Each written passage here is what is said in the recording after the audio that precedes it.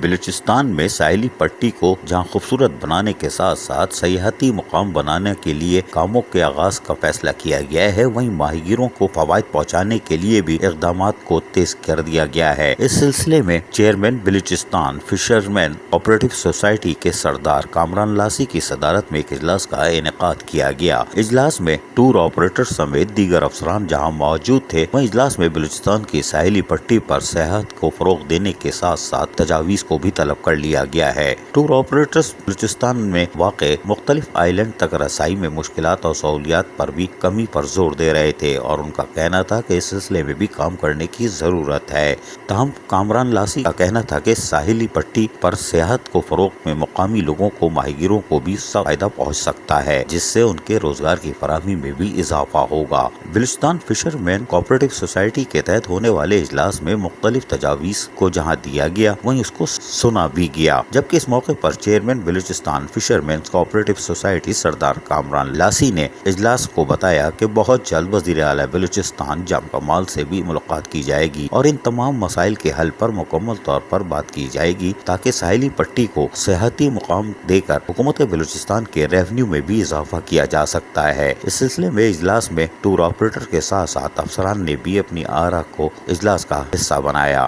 جبکہ اجلاس میں فیصلہ کیا گیا تمام تجاویز کو حتمی شکل فوری طور پر دی جائے اور وزیر اعلیٰ بلوچستان سے ملاقات کر کے ان کو بلوچستان کی ساحلی پٹی کے حوالے سے تمام تر تفصیلات سے آگاہ کیا جائے تاکہ سیاحت کو فروغ حاصل ہو اور اس کے ساتھ ساتھ ماہی گیروں کو بھی مالی طور پر بھی فائدہ حاصل ہوگا۔ اس سلسلے میں تمام تجاویز کو حتمی شکل جہاں دی جا رہی ہے، وہیں وزیر اعلیٰ بلوچستان سے ملاقات سے پہلے ایک اور اجلاس کر کے تمام چیزوں کو حتمی شکل دی جائے گی۔ عزیز عارف، KBS بلدیاتی نیوز۔